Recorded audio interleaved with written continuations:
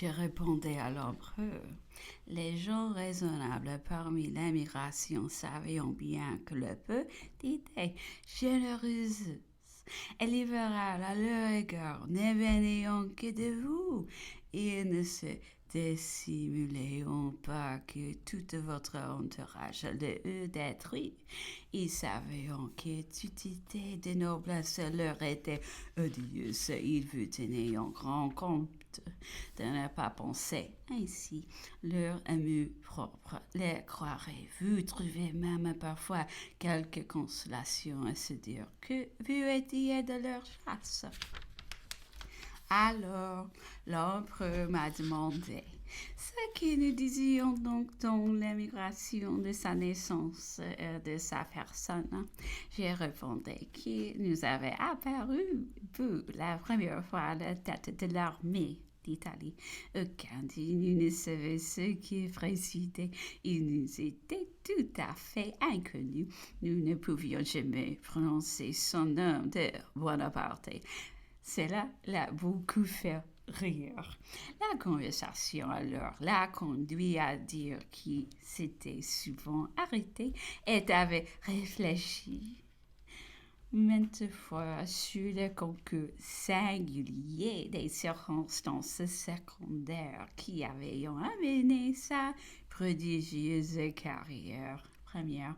C'est mon père, disait-il, qui est mort avant 40 ans vécu. Il eût été nommé député de la noblesse de Corse à l'Assemblée constituante. Il tenait fort à la noblesse et à l'aristocratie. D'un autre côté, il était très chaud dans les idées généreuses et libérales. Il eût donc été tout à fait du côté droit, ou au moins dans la minorité de la noblesse. Dans tous les cas, quelles ont été mes opinions personnelles, j'aurais suivi sa trace. Et voilà ma carrière entièrement dérangée et perdue. Dixième, si je m'étais trouvée plus âgée au moment de la Révolution, j'eusse été peut-être moi-même nommée députée.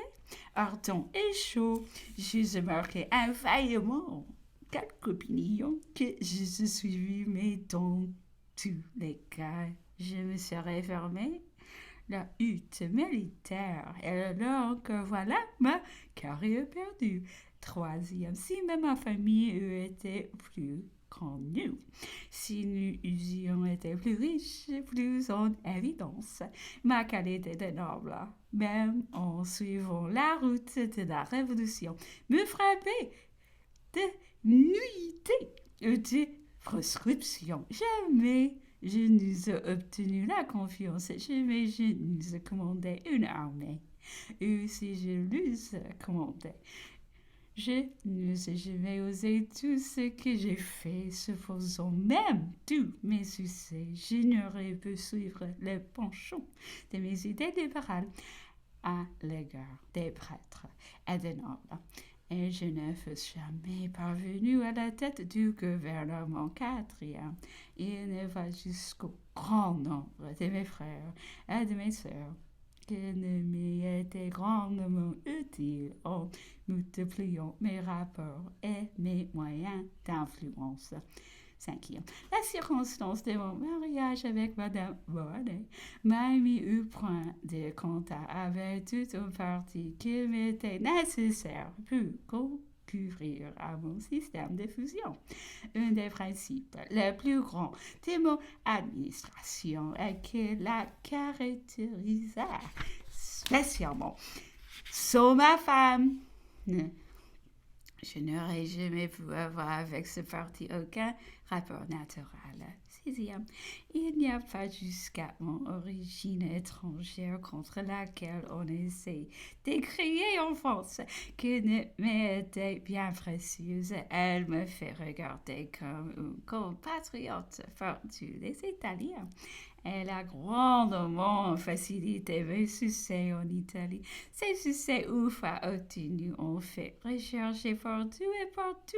Les circonstances de notre famille a tombé depuis longtemps dans l'obscurité. Il s'est trouvé au sud de tous les Italiens. Avoir joué longtemps un grand rôle au milieu d'eux. Elle est devenue à leurs yeux et à leurs sentiments une famille italienne, si bien que quand il était question de mariage de ma sœur Pauline avec le prince Borghese, il n'y a aucune voix à Rome et en Toscane. Dans cette famille et tous ses alliés, c'est bien, on dit, tout dit, c'est entre nous, c'est une de nos familles. Plus tard, lorsqu'il a été question de couronnement par le pape à Paris, cet acte de la plus haute importance, ainsi que l'empereur des événements, aussi a des grandes difficultés. Les partis autrichiens dans le conclave y étaient violemment opposés. Les partis italiens l'emporta en ajoutant aux considérations politiques ces petites considérations de l'amour propre national. Après tout, c'est une famille italienne que nous imposons aux barbares pour les gouverner. Nous serons vengés des Gaulois. Dès là, l'empereur est passé naturellement au pape qui n'était pas sans quelque penchant pour lui, disait-il.